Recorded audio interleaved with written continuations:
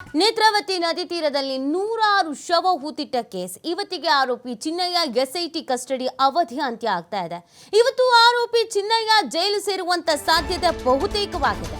ಕಳೆದ 15 ದಿನಗಳಿಂದ ಎಸ್ಐಟಿ ಕಸ್ಟಡಿಯಲ್ಲಿರುವಂತ ಚಿನ್ನಯ್ಯ ಇವತ್ತು ಕೋರ್ಟ್ಗೆ ಚಿನ್ನಯ್ಯನನ್ನ ಹಾಜರುಪಡಿಸಲಿರುವ ಎಸ್ಐಟಿ ಮೆಡಿಕಲ್ ಟೆಸ್ಟ್ ನ ಬಳಿಕ ಕೋರ್ಟ್ಗೆ ಚಿನ್ನಯ್ಯನನ್ನ ಹಾಜರುಪಡಿಸಲಾಗುತ್ತೆ. ಚಿನ್ನಯ್ಯನನ್ನ ನ್ಯಾಯಾಂಗ ಬಂಧನಕ್ಕೆ ಒಪ್ಪಿಸಬಹುದಾದ ಸಾಧ್ಯತೆ ಇದೆ. ನೋಡಿ, ಕಳೆದ 15 ದಿನಗಳಿಂದ ಈ ಮಾಸ್ಕ್ ಮ್ಯಾನ್ ಚಿನ್ನಯ್ಯ ಈ ಬುರುಡೆ ಕೇಸ್ಗೆ ಸಂಬಂಧಪಟ್ಟಂತೆಗೆ ಎಸ್ಐಟಿಯ ಕಸ್ಟಡಿಯಲ್ಲಿರೋದು. ಇವತ್ತಿಗೆ ಕಸ್ಟಡಿ ಅಂತ್ಯವಾಗ್ತಾ ಇದೆ. ಚಿನ್ನಯ್ಯನನ್ನ ನ್ಯಾಯಾಂಗ ಬಂಧನಕ್ಕೆ ಒಪ್ಪಿಸಬಹುದಾದ ಸಾಧ್ಯತೆ ಇದೆ. ಇವತ್ತು ಮೊದಲಿಗೆ ಮೆಡಿಕಲ್ ಟೆಸ್ಟ್ ಅನ್ನ ಮಾಡಿಸ್ತಾರೆ. ಅದಾದ ನಂತರ ನ್ಯಾಯಾಂಗ ಬಂಧನಕ್ಕೆ ಜೈಲಿಗೆ ಹೋಗೋದು ಫಿಕ್ಸು ಅನ್ನೋದನ್ನು ಹೇಳಲಾಗ್ತಾ ಇದೆ. ಯಾಕಂದ್ರೆ ಈ ಪ್ರಕರಣದಲ್ಲಿ ಚಿನ್ನಯ್ಯ ಸಿಕ್ಕಾಪಟ್ಟೆ ಡ್ರಾಮಾ ಮಾಡಿದ್ದ. ಮೊದಲಿಗೆ ಹೇಳಿದೊಂದು, ಆಮೇಲೆ ಹೇಳಿದೊಂದು, ಈಗಾಗಿದ್ದು ಇನ್ನೊಂದು. ಮೊದಲಿಗೆ ಗಂಭೀರವಾದಂಥ ಆರೋಪ, ರಾಷ್ಟ್ರ ಮಟ್ಟದಲ್ಲಿ ಚರ್ಚೆ ಆಗುವಂಥ ಆರೋಪ, ಸುಪ್ರೀಂ ಕೋರ್ಟ್ಗೆ ಹೋಗಿದ್ದಂಥ ಪ್ರಕರಣ. ಅದಲ್ಲದೆ ರಾಜಕೀಯವಾಗಿ, ಧಾರ್ಮಿಕವಾಗಿ, ಸಾಮಾಜಿಕವಾಗಿ ಸಾಕಷ್ಟು ರೀತಿಯಾದಂಥ ಅಲ್ಲೋಲ ಕಲ್ಲೋಲ ಸೆನ್ಸೇಷನ್ ಅನ್ನು ಕ್ರಿಯೇಟ್ ಮಾಡಿದಂಥ ಪ್ರಕರಣ ಇದು. ಎಲ್ಲಿವರೆಗೂ ಪೀಕ್ ಆಗಿ ಹೋಗಿತ್ತು ಅದೇ ಪ್ರಕರಣ ಧವಕ್ಕಂತ ಕೆಳಗೆ ಬೀಳೋದಕ್ಕೆ ಕಾರಣನೂ ಕೂಡ ಇದೇ ಚಿನ್ನಯ್ಯ. ಮೊದಲಿಗೆ ಫುಲ್ ಬಿಲ್ಡಪ್, ಮಾಸ್ಕ್ ಏನು ಕೇಳ್ತೀರಾ, ಅದ್ರ ಜೊತೆಗೆ ಇಡೀ ಬಾಡಿ ಕವರ್ ಆಗೋ ಥರದ ಪ್ಯಾಕೇಜ್ ಏನು ಕೇಳ್ತೀರಾ. ಸೊ ಇದೆಲ್ಲ ಆದ ನಂತರ ನಾನು ಹೇಳಿದೆಲ್ಲ ತಪ್ಪಾಯಿತು, ನಾನು ಕೇವಲ ಪಾತ್ರಧಾರಿ, ಸೂತ್ರಧಾರಿಗಳು ಬೇರೆಯವರಿದ್ದಾರೆ ಅಂತ ಹೇಳಿದ್ದ. ನೋಡಿ, ಈ ಪ್ರಕರಣದಲ್ಲಿ ಎಸ್ಐಟಿ ರಚನೆ ಆಗತ್ತೆ, ಒಂದು ಟೀಮ್ ರಚನೆ ಆಗತ್ತೆ, ಅದ್ರ ಮೇಲೆ ತನಿಖೆ ನಡೆಯುತ್ತೆ. ರಚನೆ ಆಗಿದ್ದು ಒಳ್ಳೆಯದೇ ಆಯಿತು. ಸತ್ಯಾನುಸತ್ಯತೆ ಏನು ಅನ್ನೋದು ಹೊರಗೆ ಬರ್ತಾ ಇದೆ, ಮುಖವಾಡಗಳಿಗೆ ಕಳಿಸ್ತಾ ಇದೆ. ಎಸ್ಐಟಿ ಸುದೀರ್ಘವಾಗಿ ಸತ್ಯಾಂಶವನ್ನು ಹೊರಗೆ ತೆಗೆಯೋದಕ್ಕೆ ಮಾಡಿದಂಥ ಪ್ರಾಮಾಣಿಕ ಪ್ರಯತ್ನ ಇದೆಯಲ್ಲ, ನಿಜಕ್ಕೂ ಇದು ಶ್ಲಾಘನೀಯ. ಯಾವುದೇ ಒತ್ತಡಕ್ಕೂ ಮಣಿಲಿಲ್ಲ, ಯಾರದ್ದೇ ಆರೋಪಕ್ಕೆ ಮಣಿಲಿಲ್ಲ, ಯಾರ ಪರವಾಗಿ ನಿಂತ್ಕೊಳ್ಳಲಿಲ್ಲ. ನ್ಯಾಯ ಏನಿದೆ ಅದರ ಪರವಾಗಿ ತನಿಖೆಯನ್ನು ಮಾಡ್ತಾ ಇರುವಂಥದ್ದು ಎಸ್ಐಟಿ. ಸೊ ಇದೀಗ ಚಿನ್ನಯ್ಯನ ಹಲವು ಡ್ರಾಮಾಗಳ ನಂತರ ಗುರುತು ಮಾಡಿದ್ದಾಯಿತು, ಗುಂಡಿ ತೋಡಿಸಿದ್ದಾಯಿತು, ಕೊನೆಗೆ ಇಲ್ಲ ನಾನು ಹೇಳಿದ್ದೆಲ್ಲ ಸುಳ್ಳು ಅಂತ ಹೇಳ್ಕೊಂಡಿದ್ದಾಯಿತು, ನನಗೆ ಒತ್ತಡ ಇತ್ತು ಅಂತ ಹೇಳಿದ್ದಾಯಿತು, ಅದಾದಮೇಲೆ ನಾನು ಅಲ್ಲಿದ್ದೆ ಇಲ್ಲಿದ್ದೆ ಅಂತ ಹೇಳಿದ್ದಾಯಿತು, ಆ ಸ್ಥಳಗಳ ಮಹಾಜರು ಮಾಡಿದ್ದಾಯಿತು, ಕೆಲವೊಂದಷ್ಟು ಸ್ಟೇಟ್ಮೆಂಟ್ಗಳನ್ನು ಕೊಟ್ಟಿದ್ದೂ ಆಯಿತು. ಇದೀಗ ಈ ನ್ಯಾಯಾಂಗ ಬಂಧನಕ್ಕೆ ಒಪ್ಪಿಸುವಂಥ ಸಮಯ ಬಂದಿದೆ. ಕಸ್ಟಡಿ ಅಂತ್ಯ ಆಗಿದೆ. ಎಸ್ಐಟಿ ಕಸ್ಟಡಿ ಆತ ಹಲವು ವ್ಯಕ್ತಿಗಳ ಹೆಸರನ್ನು, ಹಲವು ಪ್ಲೇಸಸ್ಗಳ ಹೆಸರನ್ನು, ಹಲವು ವಿಚಾರಗಳನ್ನು ಹೊರಗೆ ಹೇಳ್ಕೊಂಡಿದ್ದಾನೆ. ಎಸ್ಐಟಿ ಮುಂದೆ ಹೇಳಿದ್ದಾನೆ, ಹಿಂಗಿದ್ರೂ ನಂಗೆ ಕಷ್ಟನೇ, ನಾನು ಜೈಲಿಗೆ ಹೋಗ್ಬಿಡ್ತೀನಿ ಅಂತ ಹೇಳಿದ್ದಾನೆ ಅಂತ ಹೇಳಲಾಗ್ತಾ ಇದೆ. ನನಗೆ ಅವ್ರು ಆ ಥರ ಹೇಳು ಅಂತಂದರು, ನನಗೆ ಈ ಥರ ವಿಡಿಯೋ ಮಾಡು ಅಂತಂದರು, ಅಲ್ಲಿ ಹೋಗು ಅಂದರು, ಇಲ್ಲಿ ಹೋಗು ಅಂದರು, ಅಲ್ಲಿ ಬಾ ಅಂದರು, ಇಲ್ಲಿ ಬಾ ಅಂದರು. ಸೊ ಇದೆಲ್ಲವನ್ನು ಚಿನ್ನಯ್ಯ ಹೇಳ್ಕೊಂಡಿರೋದು. ಎಸ್ಐಟಿ ತನಿಖೆಯನ್ನು ಕಂಪ್ಲೀಟ್ ಮಾಡಿದೆ ಚಿನ್ನಯ್ಯನ ವಿಚಾರದಲ್ಲಿ. ಆತ ಹೇಳಿದ ಇನ್ನೂ ಅನೇಕರನ್ನ ವಿಚಾರಣೆಗೆ ಒಳಪಡಿಸಲಾಗ್ತಾನೇ ಇದೆ, ಇನ್ನೂ ಒಳಪಡಿಸಬಹುದಾದ ಸಾಧ್ಯತೆ ಇದೆ. ಈ ಪ್ರಕರಣದಲ್ಲಿ ಒಬ್ಬಿಬ್ಬರು ಅಲ್ಲ, ಅನೇಕರ ಹೆಸರು ಕೇಳಿಬಂದಿದೆ. ಹೆಸರೇ ಹೊರಗಡೆ ಬರದೇ ಇದ್ದವರು ಇನ್ನೂ ಅನೇಕರಿದ್ದಾರೆ. ಎಸ್ಐಟಿ ಪ್ರತಿಯೊಬ್ಬರನ್ನ ಎಳೆದು ಹೊರಗೆ ತರ್ತಾ ಇದೆ. ಇದರ ಬೆನ್ನಲ್ಲೇ ಚಿನ್ನಯ್ಯನ ವಿಚಾರಣೆ ಅಂತ್ಯವಾಗಿದ್ದು, ಕಸ್ಟಡಿ ಕೂಡ ಅಂತ್ಯವಾಗಿದ್ದು, ಇದೀಗ ನ್ಯಾಯಾಂಗ ಬಂಧನಕ್ಕೆ ಒಪ್ಪಿಸುವಂಥ ಸಾಧ್ಯತೆ. ಚಿನ್ನಯ್ಯ ಎಲ್ಲಿಂದ ಬಂದ, ಏನೆಲ್ಲ ಡ್ರಾಮಾ ಮಾಡ್ದ, ಎಲ್ಲಿವರೆಗೂ ಈ ಪ್ರಕರಣ ಹೈಪು ಕ್ರಿಯೇಟ್ ಆಯಿತು, ಯಾವ ಲೆವೆಲಲ್ಲಿ ಚರ್ಚೆ ಆಯಿತು, ಒಂದಷ್ಟು ಕಾನೂನು ಸುವ್ಯವಸ್ಥೆ, ಹಾಗೆಯೇ ನೆಮ್ಮದಿ, ಹಾಗೆಯೇ ಅವಹೇಳನ, ಅವಮಾನ ಎಲ್ಲವೂ ಕೂಡ ಈ ಪ್ರಕರಣದಲ್ಲಿ ಇತ್ತು. ಚಿನ್ನಯ್ಯನ ಪ್ರತಿಯೊಂದು ನಡೆ ನುಡಿ ಎಸ್ಐಟಿ ಅಧಿಕಾರಿಗಳು ತುಂಬ ಕ್ಲೋಸ್ ಆಗಿ ನೋಡಿದ್ರು. ಆತ ಹೇಳಿದ್ದೆಲ್ಲವೂ ಮಾಡಿದ್ದಾರೆ. ಯಾಕಂದರೆ ಈತ ಸಾಕ್ಷ್ಯ ಸಂರಕ್ಷಣಾ ಕಾಯ್ದೆ ಅಡಿಯಲ್ಲಿ ಬಂದಿದ್ದು. ಈತನ ಹೆಸರು ರಿವೀಲ್ ಮಾಡಬಾರ್ದು, ಈತನ ಫೇಸ್ ರಿವೀಲ್ ಮಾಡಬಾರ್ದು, ಆತ ಏನು ಹೇಳ್ತಾನೆ ಅದು ಮಾಡಬೇಕು ಅಂತ, ಯಾಕಂದರೆ ಕೋರ್ಟ್ನ ಮುಖಾಂತರವಾಗಿ. ಸೊ ಇದೀಗ ಕಸ್ಟಡಿ ಅಂತ್ಯವಾಗಿದೆ. ಇನ್ನು ಇದೇ ಪ್ರಕರಣದಲ್ಲಿ ಮುಂದುವರೆದಂಥ ಬೆಳವಣಿಗೆ ಆಗ್ತಾ ಇರೋದು, ಸೌಜನ್ಯ ಮಾವ ವಿಠಲ್ ಗೌಡನಿಗೆ ಎಸ್ಐಟಿ ಗ್ರಿಲ್ ಮಾಡ್ತಾ ಇದೆ. ಎಸ್ಐಟಿ ಕಚೇರಿಯಲ್ಲಿ ವಿಠಲ್ ಗೌಡನನ್ನ ವಿಚಾರಣೆಗೆ ಒಳಪಡಿಸಿರೋದು. ದಕ್ಷಿಣ ಕನ್ನಡ ಜಿಲ್ಲೆ ಬೆಳ್ತಂಗಡಿ ಎಸ್ಐಟಿ ಕಚೇರಿ.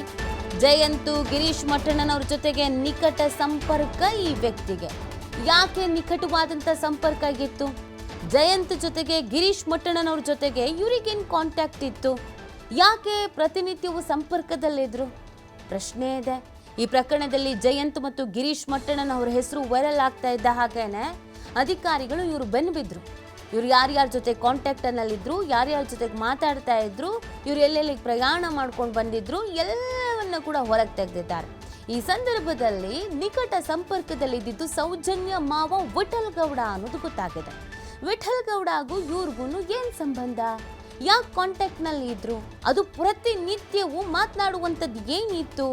ಎಲ್ಲೆಲ್ಲಿ ಮೀಟ್ ಆಗಿದ್ರು? ಎಷ್ಟೆಷ್ಟು ಬಾರಿ ಫೋನ್ ಮಾಡಿದ್ರು? ಎಷ್ಟೆಷ್ಟು ಬಾರಿ ನಿವಾಸಗಳಿಗೆ ಭೇಟಿ ಕೊಟ್ಟಿದ್ರು? ಎಲ್ಲೆಲ್ಲಿ ಚರ್ಚೆ ಮಾಡಿದ್ರು? ಫೋನ್ನಲ್ಲಿ ಏನೇನು ಮಾತಾಡ್ಕೊಂಡಿದ್ರು? ಪ್ರತಿ ಒಂದರ ಡೀಟೇಲನ್ನು ಪಡ್ಕೊಂಡಿರುವಂಥದ್ದು SIT. ವಿಠಲ್ ಗೌಡ ಪ್ರಕರಣದಲ್ಲಿ ಭಾಗಿಯಾಗಿರಬಹುದಾದ ಸಾಧ್ಯತೆ ಇದೆ. ಈ ಹಿನ್ನೆಲೆಯಲ್ಲಿ ನಿನ್ನೆ ರಾತ್ರೋರಾತ್ರಿ SITಯಿಂದ ಬುಲಾವ್ ಬಂದಿತ್ತು, ಬನ್ನಿ ತನಿಖೆ ಮಾಡಬೇಕು, ವಿಚಾರಣೆಗೆ ಹಾಜರಾಗಿ ಅಂತ. SIT ನೋಟಿಸ್ ಹಿನ್ನೆಲೆಯಲ್ಲಿ ವಿಚಾರಣೆಗೆ ಹಾಜರಾಗಿರುವಂಥದ್ದು ವಿಠಲ್ ಗೌಡ. ವಿಠಲ್ ಗೌಡಗೂ ಇವ್ರುಗಳಿಗೂ ಏನು ಸಂಬಂಧ? ಈ ಬುರುಡೆ ಕೇಸ್ನಲ್ಲಿ ಇವ್ರದ್ದೇನು ಪಾತ್ರ ಇದೆ, ಇದು ತುಂಬ ಇಂಪಾರ್ಟೆಂಟ್ ಆಗುತ್ತೆ. ಇವ್ರ ಪಾತ್ರ ಏನು? ಇವ್ರು ಯಾಕೆ ಇವ್ರ ಜೊತೆ ಕಾಂಟ್ಯಾಕ್ಟ್ನಲ್ಲಿದ್ದರು? ಈ ಬುರುಡೆ ಕೇಸ್ನಲ್ಲಿ ಇವರು ರುವಾರಿನ ಹಾಗಾದರೆ? ಇವರು ಏನಾದರೂ ಮಾಹಿತಿಗಳನ್ನು ಹಂಚಿದ್ದಾರಾ? ಅಥವಾ ಹಾಗೆ ಮಾಡಿ ಹೀಗೆ ಮಾಡಿ ಅನ್ನುವಂಥ ಸಾಲಿನಲ್ಲಿ ಇದ್ದರೆ ಇವರು ಏನು ಎತ್ತ ಅನ್ನೋದು ಇಂಪಾರ್ಟೆಂಟ್ ಆಗುತ್ತೆ. ಸೊ ವಿಠಲ್ ಗೌಡ ಅವರಿಗೆ ವಿಚಾರಣೆ ಮಾಡಲಾಗಿದೆ. ನೇರವಾಗಿ ಪ್ರಶ್ನಿಸುವಂಥದ್ದು, ನೀವ್ಯಾಕೆ ಜಯಂತ್ ಟಿ ಮತ್ತು ಮಟ್ಟಣ್ಣನವ್ರ ಜೊತೆ ಕಾಂಟ್ಯಾಕ್ಟ್ನಲ್ಲಿದ್ದರು? ಏನಾದರೂ ವ್ಯವಹಾರ ಮಾಡ್ತಾ ಇದ್ದೀರಾ? ಬಿಸ್ನೆಸ್ ಏನಾದರೂ ಇದೆಯಾ? ಅಥವಾ ನೀವು ರಿಲೇಟಿವ್ಸಾ? ಪ್ರತಿನಿತ್ಯವೂ ಮಾತನಾಡುವಂಥದ್ದು, ಪ್ರತಿನಿತ್ಯವೂ ಸಂಪರ್ಕದಲ್ಲಿರುವಂಥದ್ದು ಏನಿದೆ? ಸೊ ಇದೆಲ್ಲವನ್ನು ಈ ಸಂದರ್ಭದಲ್ಲಿ ವಿಠಲ್ ಗೌಡ ಏನು ಹೇಳ್ತಾರೆ, ಯಾಕೆ ಕಾಂಟ್ಯಾಕ್ಟ್ನಲ್ಲಿ ಇದ್ದರು, ಇದು ಕೂಡ ಇಂಪಾರ್ಟೆಂಟ್ ಆಗುತ್ತೆ. ಈ ಬಗ್ಗೆ ಮತ್ತಷ್ಟು ಮಾಹಿತಿಯನ್ನು ನೀಡ್ತಾರೆ ನಮ್ಮ ಪ್ರತಿನಿಧಿ ಆದಿತ್ಯ. ಈ ಬುರುಡೆ ಕೇಸ್ನಲ್ಲಿ ಹಲವು ಆ್ಯಂಗಲ್ಸ್ಗಳಲ್ಲಿ ತನಿಖೆ ಆಗ್ತಾ ಇದೆ. ಈಗಾಗಲೇ ಹಲವು ರೀತಿಯಾದಂಥ ಮಾಹಿತಿಗಳು SITಗೆ ಸಿಕ್ಕಿದೆ. ಒಂದು, ಇವತ್ತು ಚಿನ್ನಯ್ಯನ ಕಸ್ಟಡಿ ಅಂತ್ಯ ಆಗ್ತಾ ಇದೆ, ವಾಟ್ ನೆಕ್ಸ್ಟ್? ಇನ್ನೊಂದು, ವಿಠಲ್ ಗೌಡರನ್ನು ವಿಚಾರಣೆಗೆ ಒಳಪಡಿಸಲಾಗಿತ್ತು. ಏನಾದರೂ ಸ್ಫೋಟಕ ಮಾಹಿತಿಗಳೇನಾದರೂ ಸಿಕ್ಕಿದೆಯಾ ಆದಿತ್ಯ? ನೀತಿ ಹೌದು. ಈಗ SIT ತನಿಖೆನ ನೋಡಿದ್ರೆ ಇದು ಬಹಳ ರೋಚಕ ಘಟ್ಟಕ್ಕೆ ತಲುಪಿದೆ. ಅಂದ್ರೆ ಒಂದು ಅರ್ಥದಲ್ಲಿ ಕ್ಲೈಮ್ಯಾಕ್ಸ್ ಹಂತಕ್ಕೆ ತಲುಪಿದೆ ಅಂತ ಹೇಳ್ಬೋದು. ಈ ಬುರುಡೆ ಪುರಾಣ ಅಂದ್ರೆ ಪ್ರಮುಖವಾಗಿ ಚಿನ್ನಯ್ಯ ಕೋರ್ಟಿಗೆ ತಂದಂತ ಆ ಒಂದು ಬುರುಡೆ ಏನಿದೆ, ಆ ಮೂಲಕ ಈ ಪ್ರಕರಣ ಸಾಕಷ್ಟು ಸಂಚಲನಕ್ಕೆ ಕಾರಣವಾಗಿತ್ತು, ದೇಶವ್ಯಾಪಿಯಾಗಿ ಸುದ್ದಿ ಮಾಡಿತ್ತು.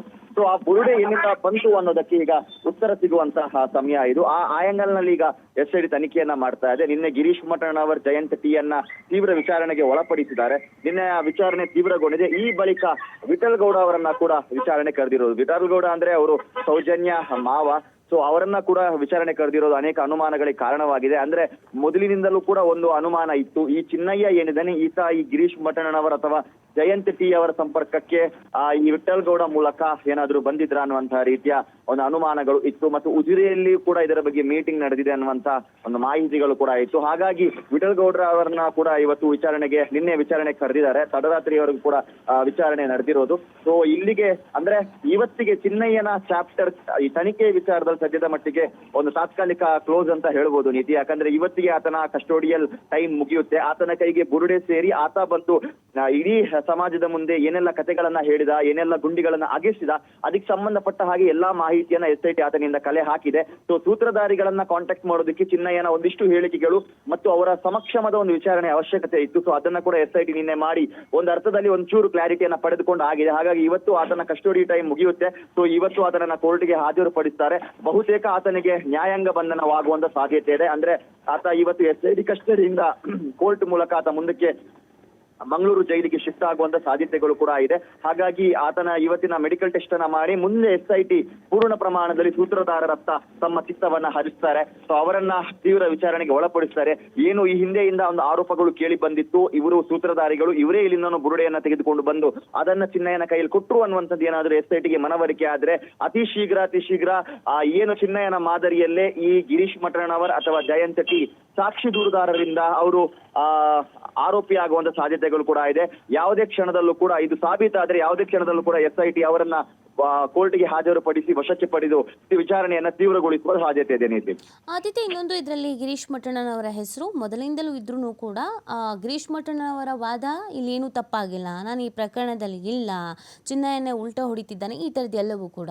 ಸೊ ಇದೀಗ ಗಿರೀಶ್ ಮಠಣ್ಣನವರ ಹೆಸರು ಎಲ್ಲರ ಬಾಯಲ್ಲೂ ಕೇಳಿಬರ್ತಿರುವಂಥ ಹಿನ್ನೆಲೆಯಲ್ಲಿ ಯಾವ ಥರದ ಸಂಕಷ್ಟ ಎದುರಾಗ್ಬೋದು? ಕಾನೂನು ಹೋರಾಟವನ್ನು ಯಾವ ರೀತಿಯಾಗಿ ಮಾಡ್ತಾ ಇದ್ದಾರೆ ಸದ್ಯಕ್ಕೆ ಗಿರೀಶ್ ಮಠಣ್ಣನವರು?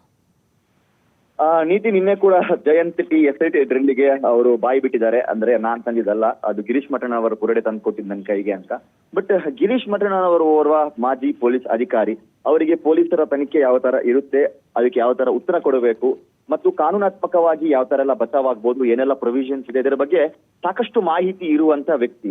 ಸೊ ಹಾಗಾಗಿ ನಿನ್ನೆ SIT ಅವರನ್ನ ವಿಚಾರಣೆ ಮಾಡುವಂತ ಸಂದರ್ಭದಲ್ಲೂ ಕೂಡ ಅವರು ತಮ್ಮ ಎಂದಿನ ಶೈಲಿಯಂತೆ ನನಗೂ ಇದಕ್ಕೂ ಸಂಬಂಧ ಇಲ್ಲ, ನಾನು ಇದ್ರಲ್ಲಿ ಇದೀನಿ ಅಂತ ನೀವು ಹೇಗೆ ಹೇಳ್ತೀರಾ, ನನ್ಗೆ ಗೊತ್ತಿಲ್ಲ ಬುರುಡಿ ಎಲ್ಲಿಂದ ಬಂತು, ಅದು ಚಿನ್ನಯನೇ ತೆಗೆದುಕೊಂಡು ಬಂದಿದ್ದು. ಸೊ ಇವರ ಉತ್ತರ ಈ ರೀತಿ ಅವರು ಕೊಟ್ಟಿದ್ದಾರೆ. ಸೊ SIT ಅವರನ್ನ ಇನ್ನೂ ತೀವ್ರ ವಿಚಾರಣೆ, ಗೌರವಯುತವಾಗಿ ವಿಚಾರಣೆಯನ್ನ ಮಾಡಿದೆ, ಸೂಕ್ಷ್ಮವಾಗಿ ಅವರನ್ನ ಹ್ಯಾಂಡಲ್ ಮಾಡಿದೆ ಅನ್ನುವಂತ ಮಾಹಿತಿ ಇದೆ. ಸೊ ಇವತ್ತು ಅದು ಯಾವ ತಿರುವು ಪಡೆದುಕೊಳ್ಳುತ್ತೆ ಗೊತ್ತಿಲ್ಲ. ಯಾಕಂದ್ರೆ ಪ್ರಾರಂಭಿಕ ಹಂತದಿಂದಲೂ ಕೂಡ ಇದೆಲ್ಲವೂ ಕೂಡ ಗಿರೀಶ್ ಮಠನ್ ಅವರ ಪ್ಲಾನ್ ಅನ್ನುವಂತ ರೀತಿಯ ಆರೋಪಗಳು ಬಹಳ ದೊಡ್ಡ ಪ್ರಮಾಣದಲ್ಲಿ ಕೇಳಿ ಬಂದಿತ್ತು. ಮತ್ತು ಈ ಬುರುಡೆಯನ್ನ ಅವರೇ ಎಲ್ಲಿಂದಲೂ ತೆಗೆದುಕೊಂಡು ಬಂದಿದ್ದಾರೆ. ಒಂದು ಅನುಮಾನ, ಅವರು ಯಾವುದೋ ಸೈನ್ಸ್ ಲ್ಯಾಬೊರೇಟರಿಯಿಂದ ತೆಗೆದುಕೊಂಡು ಬಂದಿದ್ದಾರೆ, ಇನ್ನೊಂದ್ ಕಡೆಯಿಂದ ಅವರೇ ಕಾಡಿನಿಂದ ತೆಗೆದುಕೊಂಡು ಬಂದಿದ್ದಾರೆ. ಜಯಂತ್ ಟಿ ಶಾಮೀಲಾತಿ ಕೂಡ ಇದ್ರಲ್ಲಿ ಇದೆ ಅನ್ನುವಂತ ರೀತಿಯ ವಿಚಾರಗಳು ಇತ್ತು.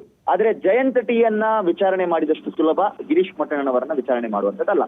SITಗೆ ಇದಕ್ಕೆ ಬಹಳ ಸಮಯ ಬೇಕಾಗುತ್ತೆ, ಬಹಳ ಸಂಯಮವೂ ಬೇಕಾಗುತ್ತೆ. ಇನ್ ಕೇಸ್ ಆ ಸಂಯಮ ಮೀರಿದ್ರೆ ಮುಂದೆ ಅವರ ಶೈಲಿ ಕೂಡ ಬದಲಾಗುವಂತ ಸಾಧ್ಯತೆಗಳು ಇದೆ, ಸಮರ್ಪಕವಾದ ಉತ್ತರ ಸಿಗದೇ ಇರುವಂತಹ ನಿಟ್ಟಿನಲ್ಲಿ. ಹಾಗಾಗಿ ಇವತ್ತು ಇದರ ಬಗ್ಗೆ ಒಂಚೂರು ಜಾಸ್ತಿ ಕುತೂಹಲನೇ ಇದೆ ನೀತಿ. ಯಾಕಂದ್ರೆ ಇಷ್ಟು ದಿನ ಬುರುಡೆ ಚಿನ್ನಯ್ಯನ ಕೈಗೆ ಸೇರಿದ ಬಳಿಕ ಏನೆಲ್ಲ ಆಯ್ತು ಅನ್ನುವಂತಹ ವಿಚಾರಗಳು, ಆದ್ರೆ ಆ ಬುರುಡೆ ಎಲ್ಲಿಂದ ಬಂತು ಅನ್ನೋದಕ್ಕೆ ಇನ್ನೂ ಸ್ಪಷ್ಟವಾದ ಉತ್ತರ ಸಿಕ್ಕಿಲ್ಲ. ಸೊ ಇವತ್ತು ಮಧ್ಯಾಹ್ನದ ಒಳಗೆ ಆ ಬುರುಡೆ ಎಲ್ಲಿಂದ ಬಂತು, ಅದನ್ನ ಕಾಡಿನಿಂದ ತಂದ್ರ, ಸೈನ್ಸ್ ಲ್ಯಾಬೊರೇಟರಿಯಿಂದ ತಂದ್ರ, ಸೊ ಇದರ ಹಿನ್ನೆಲೆ ಏನು, ಆ ಬುರುಡೆ ಯಾರದ್ದು, ಎಲ್ಲದರ ಬಗ್ಗೆ ಕೂಡ ಸ್ಪಷ್ಟ ಉತ್ತರ ಮಧ್ಯಾಹ್ನದೊಳಗೆ ಸಿಗ್ಲಿಕ್ಕಿದೆ. Fine, thank you Aditya.